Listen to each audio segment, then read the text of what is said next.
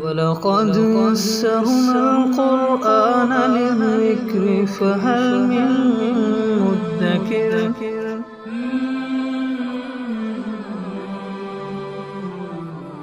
سورۃ البقرہ آیت نمبر 88۔ اعوذ باللہ من الشیطان الرجیم، بسم اللہ الرحمن الرحیم۔ وقالوا قلوبنا غلف بل لعنهم اللہ بکفرہم فقلیلا ما یؤمنون۔ اور وہ کہتے ہیں کہ ہمارے دل پردوں کے اندر بند ہیں، غلاف چڑھا ہوا ہے ہمارے دلوں پر، نہیں بلکہ اللہ نے ان کے کفر کی وجہ سے ان پر لعنت کی ہے، ان پر پھٹکار ڈالی ہے، تو ان میں سے بہت تھوڑے ہیں جو ایمان لاتے ہیں۔ جب ان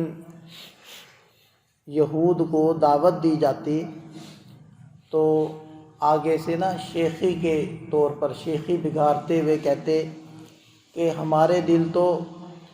پردوں کے اندر بند ہیں، غلاف چڑھے ہوئے ہیں، کوئی اور دین ہمارے دلوں کے اوپر اثر نہیں کر سکتا۔ یعنی مراد ان کی یہ تھی کہ جی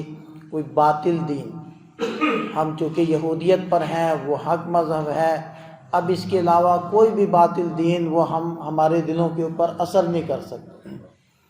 یا پھر تنظم کہتے تھے کہ تم لوگ جو دعوت دیتے ہو ہمیں، تو اس دعوت کا ہمارے اوپر کوئی اثر نہیں اور تمہاری دعوت کا کوئی فائدہ نہیں۔ اب آپ دیکھیں کہ سابقہ آیات میں بھی اللہ تعالیٰ نے ارشاد فرمایا تھا افتطمعون ان یؤمنوا لکم، کہ کیا تم امید رکھتے ہو کہ ان میں سے کچھ لوگ ایمان لائیں گے، تمہاری بات مان لیں گے، تو یہ امید مت لگاؤ۔ تو یہ تھا ان کا اصل میں قول، جس کی وجہ سے اللہ تعالیٰ نے ارشاد فرمایا کہ تمہارا امید لگانے کا کوئی فائدہ نہیں۔ تو کہتے ہیں ہمارے دل تو پردوں میں ہے، تم خواہ مخواہ ہمیں دعوت دیتے رہتے ہو، اس کا کوئی فائدہ نہیں ہے، ہم کبھی بھی تمہاری بات ماننے والے نہیں ہیں۔ تو اللہ تعالیٰ نے فرمایا پردے شردے وہ اصل میں لعنت پڑی ہوئی ہے اور پھٹکار پڑی ہوئی ہے، بد چلنی کی وجہ سے یہ اللہ تعالیٰ کی رحمت سے دور کیے جا چکے ہیں۔ جیسے کہ حدیث پاک میں بھی آتا ہے نا کہ جب بندہ گناہ کرتا ہے تو ایک سیاہ نقطہ اس کے دل پر لگتا ہے، اور گناہ بڑھتے جاتے ہیں تو دل کی سیاہی بڑھتی جاتی ہے، حتیٰ کہ جب دل پورا سیاہ ہو جاتا ہے تو خیر کی رغبت اس دل سے نکل جاتی ہے، اب خیر کی طرف متوجہ ہی نہیں ہوتا، مسجد سے اس کو وحشت آتی۔ لیکن اگر وہ توبہ کر لیتا ہے تو اس کا دل صاف ستھرا ہو جاتا ہے، چمکدار، اور دھل جاتا ہے، اور پھر وہ خیر کو قبول کرتا ہے۔ تو یہ اصل میں غلاف چڑھے ہوئے ہیں لعنت کے۔ وَلَمَّا جَاءَهُمْ كِتَابٌ مِّنْ عِندِ اللَّهِ مُصَدِّقٌ لِّمَا مَعَهُمْ، اور جب ان کے پاس اللہ کی طرف سے کتاب آئی، یعنی قرآن کریم، مُصَدِّقٌ لِّمَا مَعَهُمْ، جو تصدیق کرتا ہے اس کتاب کی جو ان کے پاس ہے، تورات کی۔ قرآن کریم جہاں اپنی حقانیت بیان کرتا ہے، وہیں تورات کو بھی اللہ کی کتاب ہونا بیان کرتا ہے، انجیل کو بھی اللہ کی کتاب ہونا بیان کرتا ہے، اور ان کے اندر جو مضامین تھے، وہ مضامین جو اللہ تعالیٰ نے اس وقت اتارے تھے ان لوگوں کی تحریف سے پہلے، تو قرآن ان کی تصدیق کرتا ہے۔ یہی بڑی دلیل ہے قرآن کے منزل من اللہ ہونے کی، کلام الہی ہونے کی، اور وحی برحق ہونے کی۔ یہ ایک بہت بڑی دلیل ہے، کیونکہ ورنہ عام طور پر آپ دیکھیں کہ جو دین باطل ہوتے ہیں وہ اپنے سے پہلے سارے ادیان کی نفی کرتے ہیں، وہ کہتے ہیں کہ یہ سب غلط ہے، میں ٹھیک ہوں۔ تو قرآن کا پہلے کتابوں کی تصدیق کرنا اس بات کی علامت تھی، دلیل تھی کہ یہ اللہ کی کتاب ہے، اور یہ ایک ہی ذات اقدس کی طرف سے یہ پہلی کتابیں بھی آئی ہیں، اسی وجہ سے ہر آنے والی بعد والی کتاب اپنے سے پہلے والی کتاب کی تصدیق کر رہی۔ تو قرآن کریم خود تصدیق کر رہا ہے ان کے پاس جو کتابیں ہیں۔ وَكَانُوا مِن قَبْلُ يَسْتَفْتِحُونَ عَلَى الَّذِينَ كَفَرُوا، اور یہ لوگ اس سے پہلے فتح طلب کرتے تھے کافروں کے خلاف۔ مدینہ طیبہ میں 3 قبائل تھے یہود کے، بنو قینقاع،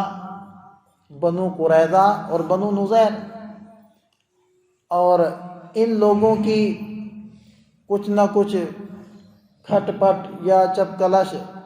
اوس اور خزرج ان قبائل سے چلتی رہتی تھی جو اصل عرب یمنی قبیلے تھے اور وہاں مدینہ طیبہ میں آباد تھے، اور اوس کا ساتھ دیتے ہوتے تھے بنو قریظہ۔ تو بہرحال جب ان کی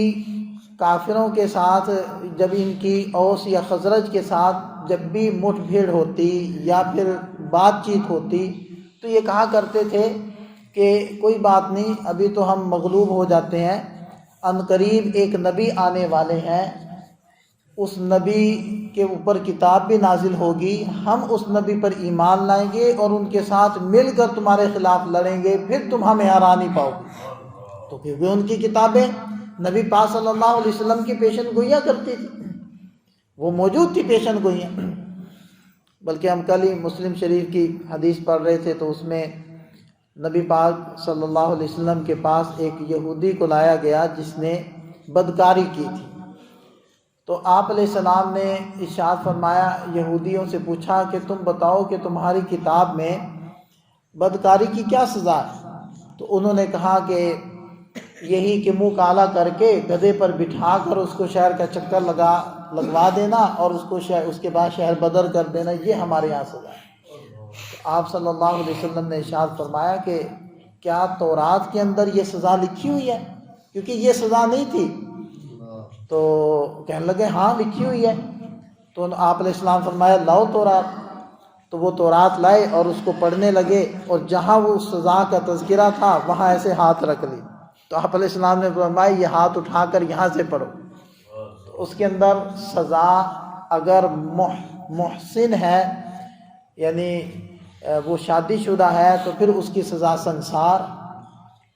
اور اگر وہ نہیں ہے شادی شدہ تو پھر کوڑے۔ یہ اصل میں اس کی سزا ہے، اسلام کے اندر بھی اور یہودیت میں بھی یہی سزا تھی۔ تو آپ علیہ السلام نے فرمایا اب یہ دیکھو یہ کیا لکھا ہوا ہے۔ تو اب وہ کہنے لگے کہ ہاں جی یہ سزا تو لکھی ہوئی ہے۔ تو آپ علیہ السلام فرمائے کہ تم لوگوں نے پھر اس سزا کو کیوں بدلا؟ تو کہنے لگے کہ اصل میں ہوا یہ کہ جب کوئی غریب لوگ آتے اور انہوں نے ایسا گناہ کیا ہوتا تو ہم اللہ کی کتاب کے مطابق سزا ان کے اوپر جاری کر دیتے، لیکن جب کوئی مالدار یا طاقتور آدمی وہ اس کیس میں آتا تو اس کی سفارشیں ہوتی، تو ہم یہ سزا نہ لگا سکتے، ہم اس سزا کو بدل دیتے۔ ہم نے بیٹھ کر یہ فیصلہ کیا کہ سب کے لیے ایک ہی سزا لگا دی جائے، اور وہ پھر کیا تھی، وہ سزا کو بدل کر انہوں نے اپنی طرف سے ایک سزا طے کر دی کہ منہ کالا کرو، گدھے پر بٹھا کر چکر لگواؤ، پھر جلا وطن کر دو۔ کہتے پھر ہم لوگوں نے یہ سزا طے کر دی۔ تو تصدیق تورات کے اندر موجود تھی، انجیل کے اندر آپ علیہ السلام کی پیشن گوئیاں موجود تھی، تو آپ علیہ السلام کی آمد سے پہلے وہ لوگ یہ باتیں کیا کرتے تھے۔ اور اوس اور خزرج یہ حضرات یہود کی یہ باتیں سنا کرتے تھے، لہذا 10 نبوی کے اندر، ہجرت سے پہلے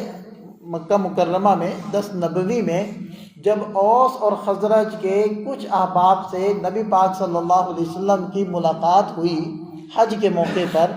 اور آپ علیہ السلام نے ان کو دعوت دی، تو جب دعوت دی تو اوس اور خزرج کے لوگ ایک دوسرے کو کنکھیوں سے دیکھنے لگے اور کہنے لگے کہ جو باتیں ہم یہود سے سنتے تھے کہ ایک نبی آنے والے ہیں اور ہم ان کی تصدیق کریں گے، ان پر ایمان لائیں گے، تو کہیں یہ وہی نبی تو نہیں؟ اور اس موقع پر بیعت عقبہ اولا، اس موقع پر یہ احباب، یہ حضرات مسلمان ہوئے، اور پھر اگلے سال اور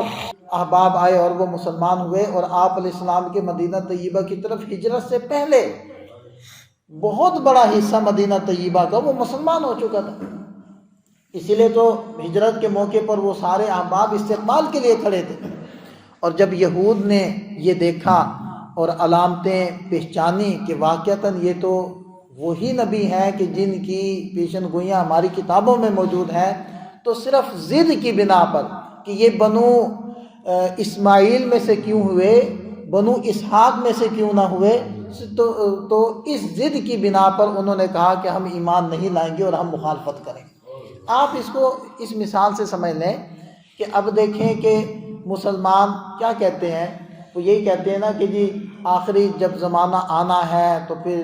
حضرت امام مہدی علیہ السلام کا ظہور ہونا ہے، حضرت عیسیٰ علیہ السلام کا نزول ہونا ہے، اور پھر ہم ان کی قیادت میں